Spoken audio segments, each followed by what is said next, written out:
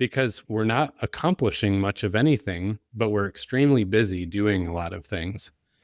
And it's painfully obvious to me now, but you just see it. Each person is involved in 26 different projects with 83 different meetings for each. And yeah, of course you're going to be burnout because you're constantly running without crossing any finish lines. And we're meant to complete things and feel the satisfaction of putting value into the world.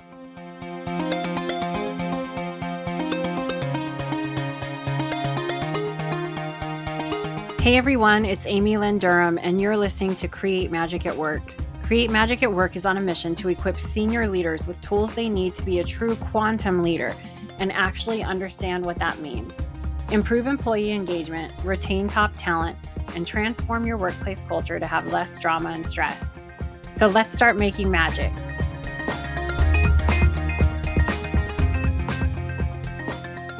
Hey everyone, welcome to Create Magic at Work. I got to tell you about this guest I have today, and it's Steve Perkins. And this is the first time I've came across a guest like this.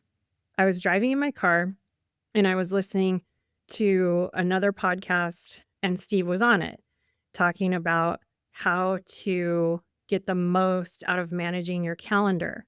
I mean, I've been in leadership for like multiple decades now. And I'm like, okay, like, what's this guy gonna say?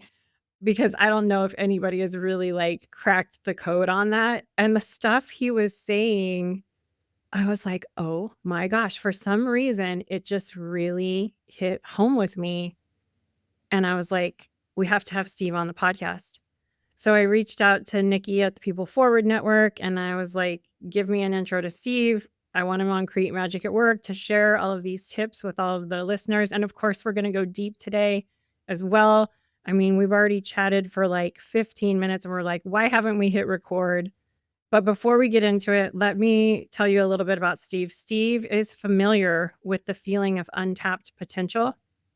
He spent 12 years searching for his career calling while building superconducting particle accelerators and launching a culture transformation with a Fortune 500 company.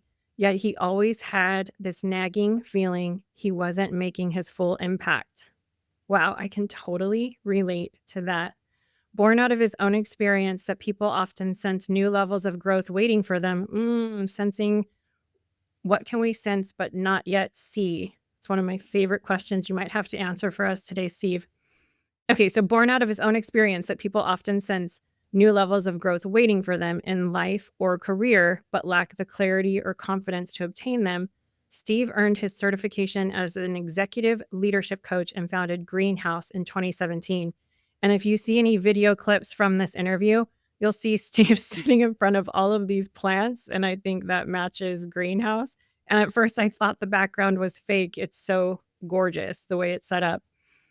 But I digress. Anyways, as a coach, he brings a unique value based on diverse experiences across 14 industries and 17 different role types, including extensive knowledge in leadership, corporate culture, agile and design thinking, work methodologies, and human behavior. Steve's experience allows him to relate to almost any situation, as well as balance the coaching mind and the business mind that are too frequently compartmentalized. A seasoned podcast host, TEDx facilitator, and keynote speaker, Steve energizes a room with his inspirational messaging and authentic, engaging personality. Steve, thanks for coming on Create Magic at Work. Give us all the juice. Go. No, I'm just kidding. Yeah, I know. It's always that moment after a bio. You're like, can I live up to this? Right? No, thank you for having me. I love conversations like this, and I'm already loving ours. Yeah. Okay, so I already teased a little bit how I heard you talking about calendar, and I'm just someone that likes to dive right into things.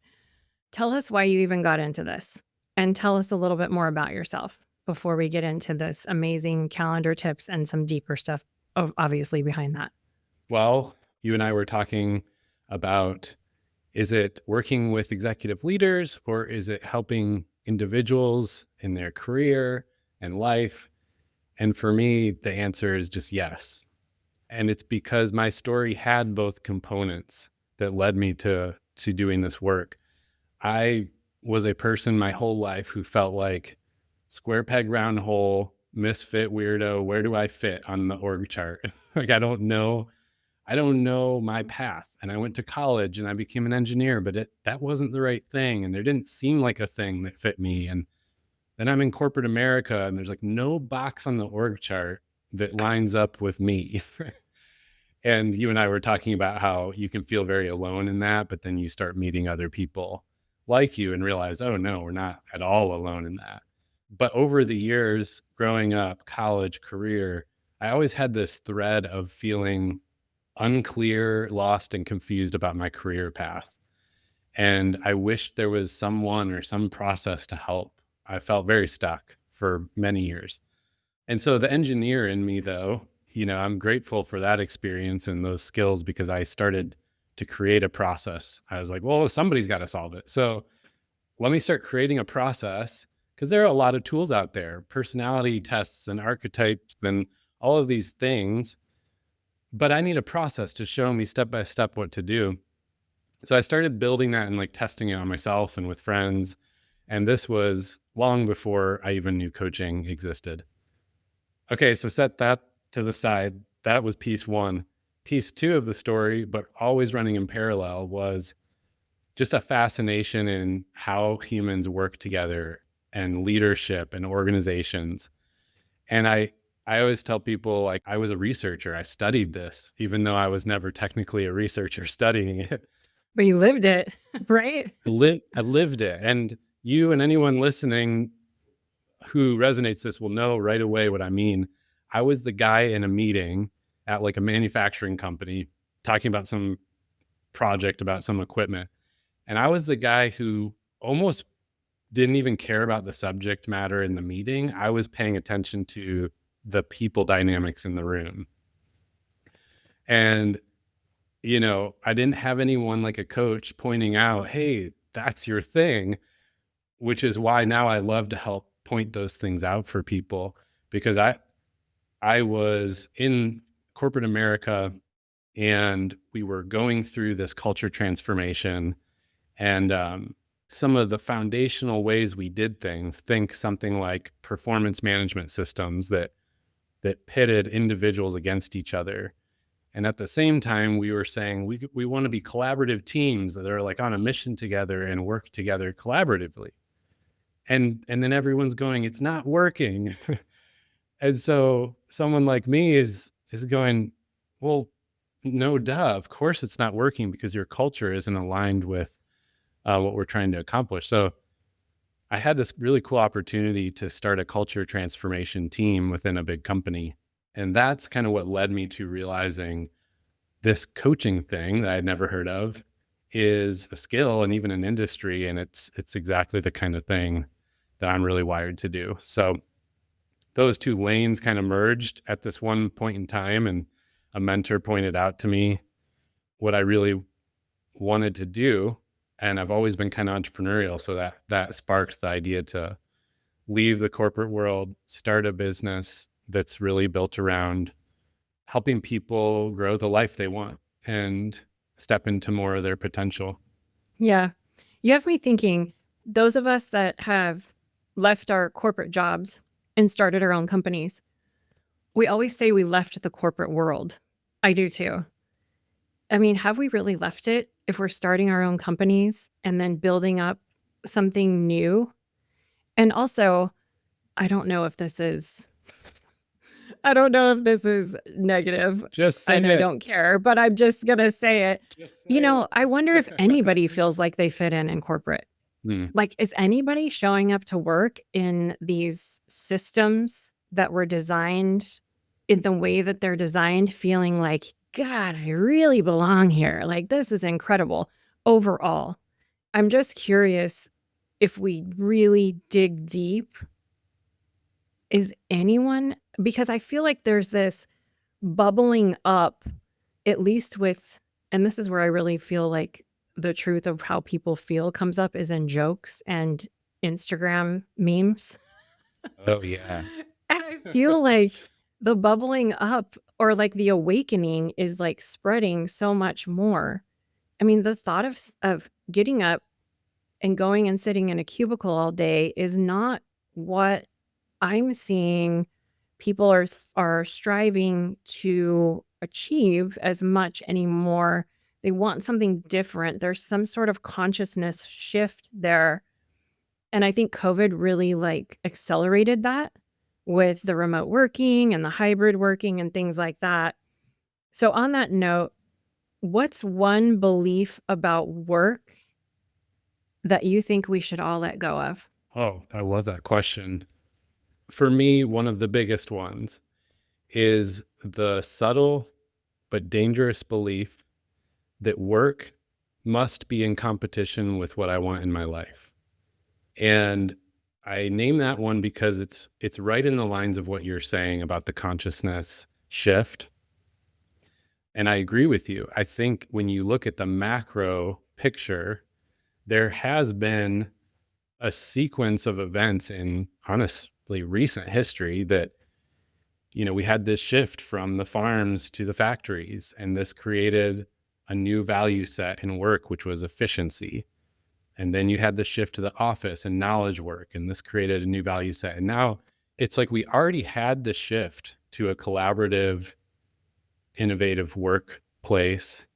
And yet we are still stuck in those old ways of the factory. And so I agree with you. I think one of the biggest impacts positively of COVID and the pandemic was that it woke us up to the thing we already knew was there, which, if you look at the studies, is saying that purpose is the new currency of work. But it's not new. It was always there. It's just you're exactly what you said, the consciousness was awakened that that's a thing we always all wanted. And now we are set up to have more of it, but we were still operating in an old framework. So I think the old framework had a set of rules that said, without ever saying, your work and your life have to be in conflict, which is why you have movies like Office Space and why you have memes and things about the weekends and thank goodness it's Friday and Yep. the And the shows, Sunday scaries. Sunday scaries. Like, to your point, they were pointing out a reality, which is work and life are in conflict. And so we must always, drudge through work in order to get to life. And I think what's happened now is more and more of a convergence where work and life can be supporting each other. And we want to explore more of that. So I think shows like Severance, I can never get enough of it. And I love conversations about it because it is kind of it's like poking the wound in a way that makes us recognize reality. I'll have to check out that show. I haven't seen it. Severance? Oh, it's so good. Severance on Apple TV. I think it does shine a light on that question you posed. It's like, does anybody really love this kind of quote unquote corporate environment we've created? It almost begs the ethical question of the workplace. Do we have freedom at work or not?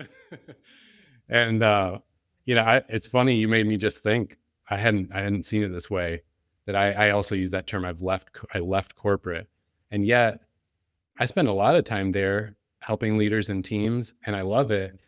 And I guess it's just because of the shift. Like it's almost like a referee in a sporting event. Like the referee's still involved in the game, but they're kind of outside the rules of play so they can play their role better. And I wonder if it's something like that. Like when I was in the corporate setting, I couldn't utilize my skills and abilities because I had to operate in those rules of play. But as an outsider coming in, it's like I can use my abilities to help. Did you ever experience anything like that? Yeah. For me, what's coming up for me is there were in certain circles, if you will, around the 2020 year, 2019, 2020, 21, when coaching was really starting to take off, I think during the pandemic. And it was kind of like this, a lot of people, again, I'm generalizing here, so not everyone, but it did seem like when you left your corporate job, it was kind of like this badge of honor, like I got out of there, like I left corporate. And now look who I am. And I'm making 6 figures a month from my copy and paste program that you see on Instagram. And, Right. get out of that. Yeah. And so that to me, I just started questioning because I say that on interviews too. And I'm like, wait a minute. I'm starting a whole other company. But now what this means for you and I is that we get to create the way that looks. And we don't have to do things the way they were done in the system that we were in. And I don't even know sometimes what that looks like because I am so deeply ingrained with systems and procedures and Excel spreadsheets and how to track things and data that this is how you run a business, you know? And some of it is very beneficial. And some of it I have to question sometimes and say, okay, what does it look like if leadership isn't hierarchical? What if it's circular? What does that look like? Like really start playing on the edge of these things because if we don't take this opportunity that we have when we step into creating our own companies, I'm sure you have coaches on your team. I have coaches on my team. We are helping people make money in a certain system, if you will. So I just started questioning that whole left corporate. So what is this? What are we doing? I mean, I like to think I'm walking on the edge and playing with that as an edge walker. So I don't know if that answers your question, but that's what came up for me when you were sharing that. The other thing that came up is you mentioned purpose. And, I sat through, I can't even tell you how many keynotes and travel and presentation and conferences that we had to attend. And the speakers talked about purpose. And I'll tell you what, nobody really knew what that meant, even when the presentation was over. We just wanted to go have cocktails and have dinner on the expense account. And we were like, that was cool. Like, what, maybe they shared a good quote that like pumped us up. So we were talking about, factory working, farmer, how we've got these systems. Why is burnout still this big prevalent thing when it seems companies are focusing on well-being and mental health? We're talking about it. I think I know the cure to burnout, by the way. I really do think I know it, like 100% hands down. And that's not coming from an ego space. And I'll tell you what it is if you want to know in a bit, but I want to hear your answer. I do. So 2-part question. Why is burnout still so prevalent if we're in this modern era of work focusing on well-being and mental health? At least we read all about it on LinkedIn. And then maybe we can get into this purpose thing that I just was being a brat about with all the presentations I sat through. I love it. I'm the same as you. I want to be honest about those things because, of course, maybe you were similar to me. I have always been cynical about people like me who do the kind of work I do. Yeah, I think it's healthy, but I mean, my instant reaction is that the purpose conversation and the burnout thing are highly related because I think purpose in work, of course, has many different angles and it's a prism. Like there's a lot we could say about it, but I think it comes down to the very simple fact of being able to get things accomplished. So yes, I love conversations about purpose in the realm of conceptual and squishy and emotional, but I actually think a lot of times in our work, what makes us disillusioned or discouraged is that we're not actually getting things done. We don't know what we're accomplishing.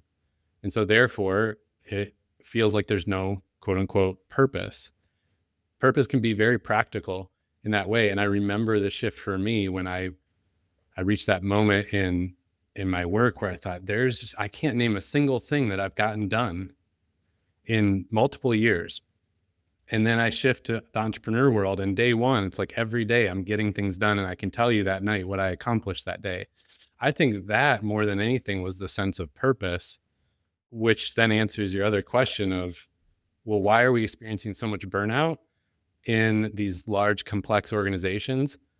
Because we're not accomplishing much of anything, but we're extremely busy doing a lot of things. And, I work a lot with matrixed organizations and it's painfully obvious to me now, but you just see it.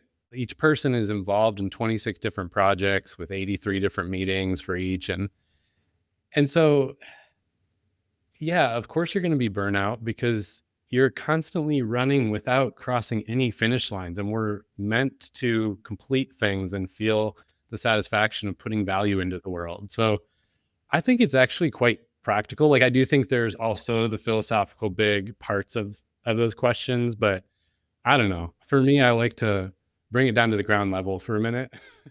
Yeah, no, I like that. I like that you bring the ground level because in spiritual intelligence, one of the skills is awareness of your life purpose. One of the other skills is awareness of your values and have you ranked them. And it's from this lens of uncovering like all the layers and really like writing your own definition of what that is. And then sort of looking at the life that you're living and seeing if it aligns, which I'm sure, you're familiar with different methods like that.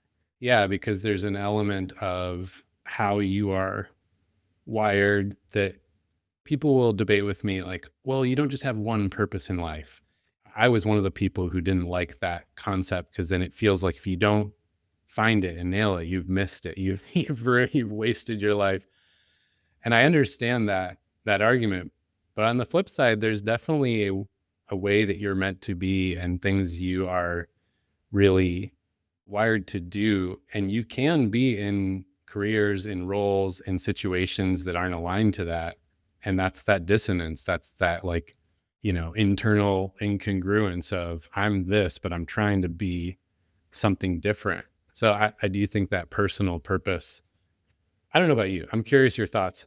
I think a lot of times these debates, they're just honestly, they're rooted in the fact that there is macro purpose and micro purpose, and we're talking about different things with each other. Well, and also, I think depending on the season of our life that we're in or what's going on in our life, they can fluctuate and change. They can ebb and flow. And we don't have to be so stuck on one thing because that doesn't allow us to grow or to evolve into other things throughout our life.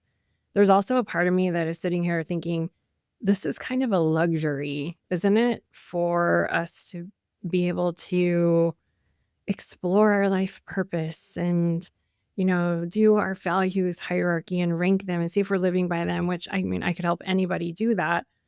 However, some people have chosen jobs to pay the bills. And I think that's okay. If you're okay with your choice and you're feeling fulfilled with that choice, that's okay too. I think where the rub comes in is if you are feeling friction or like these words that people say when they're going to work, they're going to their soul crushing job or their soul sucking job. I mean, there's a reason why that language is used, right?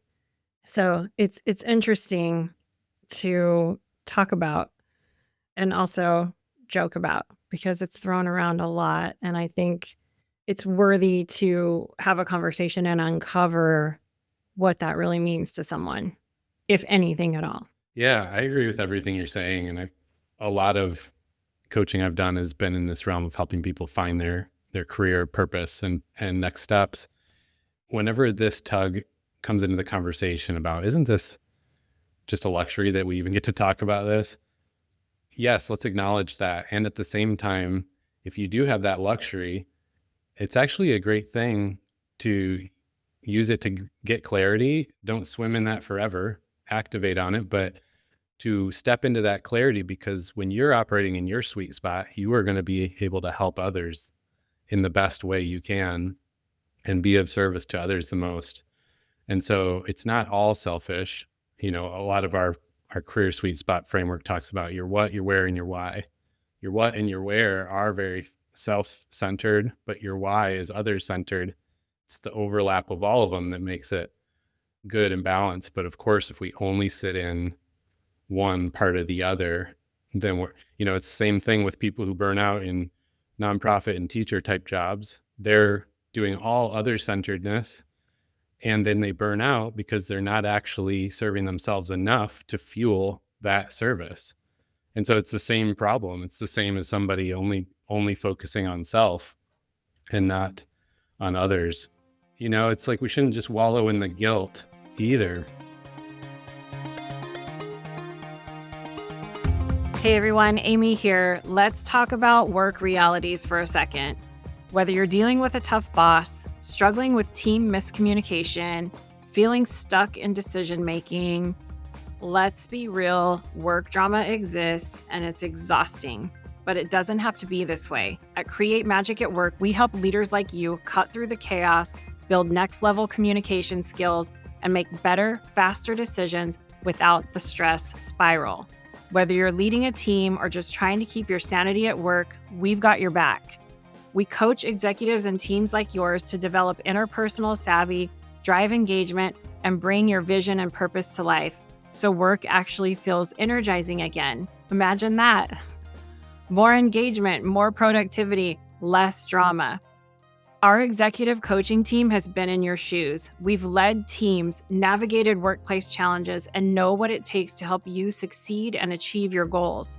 Real experience, real talk, and real results. If you're thinking, yes, Amy, we need this at my work, then let's talk. Click the link in the show notes and let us help you and your teams become a high-performing, engaged, and productive force of clarity and calm. I'll see you in the Zoom room. Let's throw the stress and drama out the window. Click on the link in the show notes.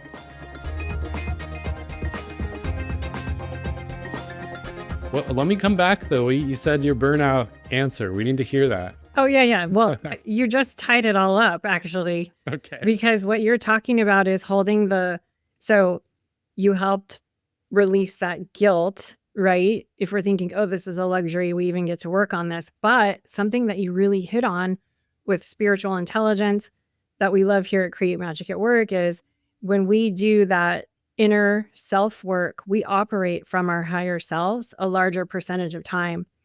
And it helps us to have our higher self in the driver's seat over the ego. And when we operate from our higher self, that energy, data has shown, ripples out 10 times over to your teams. So if you aren't holding those polarities in a nice space of, it was a word you used or a phrase you used, focusing on the outer, focusing on the self. If you're not holding those polarities quite nicely, then yeah, it can lead to burnout. And so I believe, but this is also based on a Harvard research study that I read as well. And I was like, oh my gosh, that the way we eradicate burnout is to have wise and compassionate leaders. What does that mean? It means that we have leaders that are not only operating from a place of wisdom, but also from a place of compassion. And so those are kind of all of the skills of spiritual intelligence, truly, because those skills and the skills you're talking about help you make wise and compassionate decisions while maintaining inner peace, even when you're under great stress. So if we have wise and compassionate leaders, doesn't matter what system we're in, doesn't matter if your workload is too much, doesn't matter, because you're going to have the wisdom and compassion to know how to pivot or shift in those moments and hold those polarities. So that is the answer. Whether we choose to practice and skill build in those skills is a question for all of us to step into, which is what you do with Greenhouse, right? With your coaching practice. So that's my answer. I love that. I feel like that could be a whole episode. Have you done a full episode on that topic before? I've written an article on it. Oh, okay. Yeah. I can't remember if I did an episode or not. I think I might have done a solo episode quite a while ago on it. Yeah. I would love if you sent the article and link it. I guess you should link it too. Right? Okay, Steve, I'm going to totally switch gears here because I was thinking as we were talking, you've literally helped me with 3 things just from listening to you chat. And I want to tell you what the 3 things are. You helped me own my calendar more because I feel like this is always, it's a growing light. It's a living thing that I have to make sure it doesn't become overgrown. Yeah. You've helped me with a couple of tips to manage my calendar. You have helped me with networking, with your networking tips. You've also helped me in my relationship because you shared this tip that was so profound to me where we are not supposed to, but you were recommending that we compliment our partners based on their core values, not on ours. And I was like, oh my gosh, I'm going to try Game this changer, because I'm life like changer. Capricorn, worker bee. Like, I would compliment you all day on how hard you worked and like whatever project you finished or how much money you made or what you're doing next and like the celebration dinner after. However, I've noticed with my boyfriend, he prides himself on being a good boyfriend. And I'm like, okay, like, you know, like, all right. So Yes. like, when he did some nice things for me, I like sent a text of her like, wow, you're such a great boyfriend. Like, thank you. And it worked. It was something that Yes. small. So anyways, I've been teasing everybody this whole time. So tell us if you're open to sharing just like the calendar tip, maybe a connector tip. That's one of the qualities of an edge walker is connecting. Can you connect at a high level? Can you see connections with people? And so maybe a tip on, we'll do like rapid fire here, a tip for your calendar, a tip on networking and connecting, and maybe I already kind of shared a relationship tip, but if you have anything else to add there, we'd love to hear it. Well, thanks for sharing that. And I received that. I think that's really cool. I mean, we have this phrase at Greenhouse called roots up, and that's our whole methodology is based on this idea of, what you see is above ground, but what fuels that growth and that flourishing is the roots below. And the roots in this leadership and life paradigm are all these small little rhythms and skills and mindsets that we can easily pass over because they're not like a huge headline. They're not the latest TED Talk finding from some 10-year research, but they're things, and you've used this word a lot today, wisdom, that we know from wisdom. And we know that they work, but they require commitment to them and repetition and things that aren't always super fun and exciting. And so what you named, these three things, are three examples of roots in that framework. Root practices, skills, mindsets that, if embodied and repeated, create success over and over automatically. We all know this, right? You talk about a high level athlete. I was just watching the Masters the other day, and it's so amazing what these people can do when they hit the golf ball, but it's not by accident. Like they have worked on those basics for however many tens of thousands of hours so that the result can just happen automatically when they need it to. I believe it's the same with leaders and organizations. I think we focus on most of the time the wrong stuff, and we need to get back to those basic things and really do them excellent. And if we create that culture, that environment, people are naturally going to thrive and do their best work. I truly, truly believe it, and I see it all the time in the work we do. So a couple of those little root things are the calendar. I love what you said at the beginning, that you kind of rolled your eyes at me at first, like, yeah, what is this guy going to say about calendar? I've heard it all, because I can relate to that. And yet it's one of our flagship offerings because of that exact reason. Like, everyone has focused on just trying harder with the calendar, and it's a futile effort. So if you really want to get to the root of the calendar, it's about identifying what matters first to you, and then carving out space for that so it lives somewhere tangibly in your life, and then having some practices to protect those blocks you've carved out. And so really it can be simple or complex, but either way, for me, the most important is every Friday having a weekly planning block to plan the following week and really prioritize what matters. And then the following Monday, having a deep work block to work on that top priority. And so you see how, like, it's the most basic, simple thing. And yet how many leaders do this? I have yet to coach and work with a leader who already has a system like this in place consistently. And so it's not about perfection. I mean, I don't do it perfectly either, but I've been practicing it, and it gets better and better over time. Yeah, that was a good one. That was a good one. Because if all the little things that can distract us, well, let me just answer these emails, or let me just do this, tick these things off my to-do list. And this big project that actually will bring a ton of revenue in for everyone will have to wait because I have these little things to check off real quick. And then all of a sudden the day is gone, and you're like, okay, well, I'll get to the big project tomorrow. I mean, that's just an example of somebody I know, not me or anything. Oh, somebody to not be named. Yeah. It's so common. I mean, we were just working with a leadership team last week who this is a long-term engagement. We're helping their leadership team really dial in and be more effective.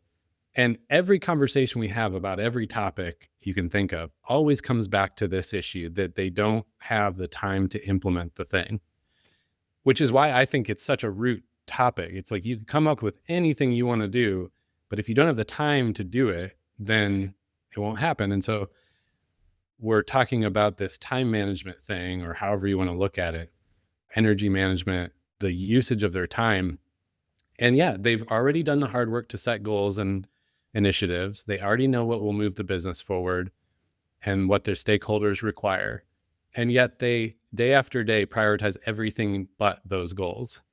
So it's just kind of a funny thing to me. This is what makes me curious about humans and groups of humans. It's like, why do we do that? It's so funny. I know, right? I think that, I mean, we could go on and on about it, but I think that part of it too, I mean, if we did some, as Dr. Melissa Crum just said on the show, some couch work on it, we might be afraid of the bigger success that could come from it, or what it looks like when we step into that space, or there's something there, which obviously a coach, right? A coach can help you uncover. Okay, so I shared the tip on relationships, and now connecting. I want to hear just like one tip on networking, connecting, or what maybe like one thing you see people get wrong, and then we'll pull a card from the universe for everyone.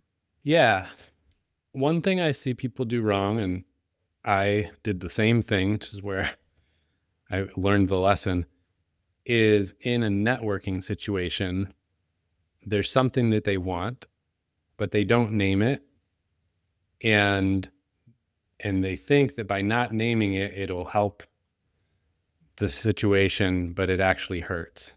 And so I think one of the number one rules with networking is upfront, name the agenda, name what it is that you want, or why it is that we're here talking, because it has the opposite effect. We think that might hurt the conversation. It actually helps because it gives the other person clarity, which is dignity, which increases engagement for both parties.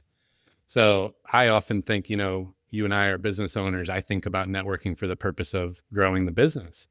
And if I'm meeting with someone for coffee because I want to develop a new corporate client to work with, I just need to name it. Hey, this is what I'm out here to grow the business and develop new clients. I wanted to share with you what it is that we do. I wanted to get your advice and your thoughts and see if there's any direction you might have for me. And now it's just clear and it's out there, and we can both enter the conversation with that clarity. So I feel like it's, again, it's a very obvious thing. And yet how often we trip over that little item kind of ruins the conversation and the objective you had. Yeah.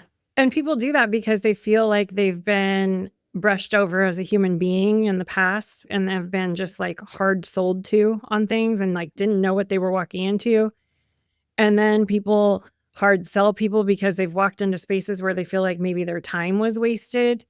And so I think having a nice complement of the two, where we care about the person we're speaking with, we honor the human being that's there, and we share like, hey, I'm not doing any of this in my life for free. Like, I'm running a business. Like, how can we help each other? And here's what I'm working on right now, or, whatever. So yeah. And it applies to so many situations, like a manager having a one-on-one with someone they lead, or a conversation in a company context where you have to influence a stakeholder. These are all the same exact scenarios where we assume the other person doesn't want to help us. And then some of us will feel bad, like, oh, I don't want to bug them with something I need. And the reality is most people do enjoy helping others, but we have to be clear about what it is that you want my help with, or how I can help you. And how often does that happen in like a one-on-one with a manager? Let's just name clearly what we're here to do and what each party wants and needs, and then move forward from there as adults. Yeah. When I was doing a lot of networking in the beginning of starting Create Magic at Work, I was super new. And I would meet with people and then they would say, well, how can I help you? And I would be like, Yeah. I learned the hard way. I needed to have something prepared. I just have something specific. Like, thank you. How can I help you? So anyways, thank you for sharing that. Okay, I'm going to pull a message from the universe for everyone from the Create Magic at Work journal prompt card deck. You're going to get a message for you right now, no matter when you're listening to this episode.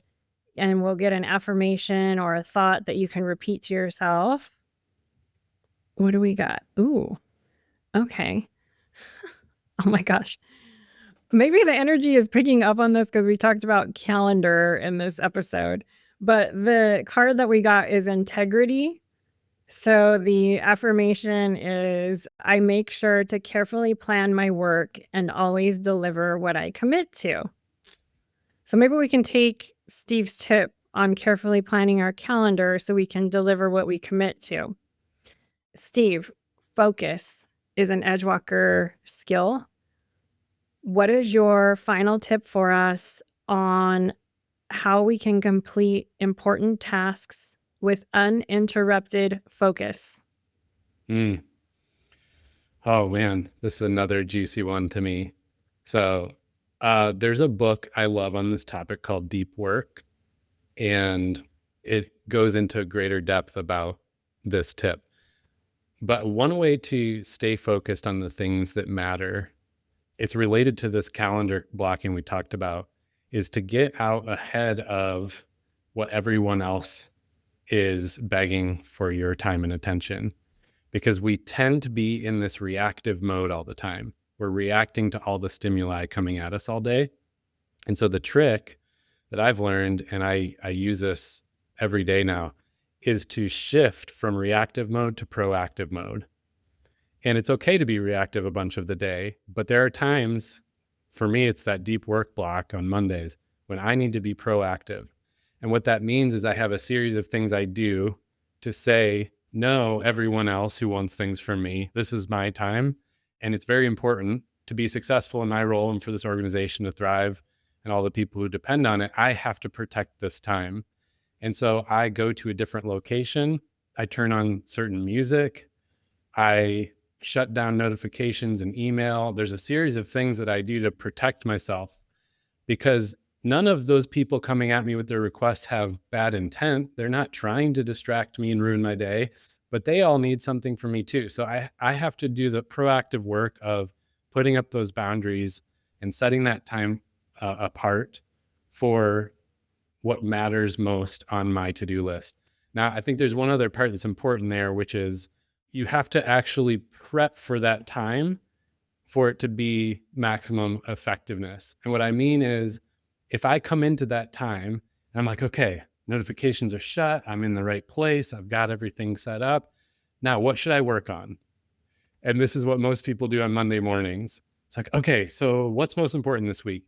Now I've just ruined it because they're two different working modes. There's a mode of planning and deciding, and there's a mode of creating and building. I just shifted back to the planning mode, and now I'm going to have to try and shift again. And anyone listening to your podcast probably knows about the switching cost of that cognitive switch. So what I do before, and this is the point of that Friday block I mentioned, is decide beforehand, what is it that I'm going to work on in that focus time? So then when I get into the time, I can enter it in the right posture of, okay, I'm here to create and build or execute on this thing. And that is what you've been naming, some of this invisible dynamics that we can write off in our work that actually make all the difference. So that would be my tip. Such a good tip. Such a great way to end the conversation. Yeah, thank you. If people want to connect with you and learn more about Greenhouse and what you all do there, how can they connect with you? Oh, yeah. Thanks for asking. So the website is greenhousecoaching.co. Steve Perkins on LinkedIn. That's always a good spot to connect. And our podcast is called Roots Up, where we explore a lot of similar topics. So I love it. I love meeting other podcasts like yours, because I love to fill my feed with, all the other good ones to listen to. Yeah, awesome. We'll put the Roots Up link in the show notes too, so everyone can deep dive into your tips because they've been great. Thank you for coming on Create Magic at Work, and thanks for sharing some magic with everyone today. Thanks for having me.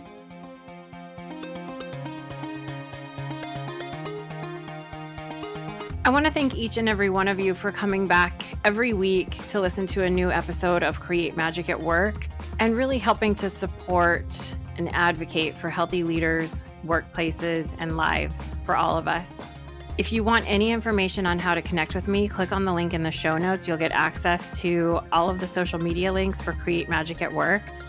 Stay following along for more amazing episodes where we help you improve productivity and profitability in the workplace and decrease stress. Sending magic to everyone, and see you next time.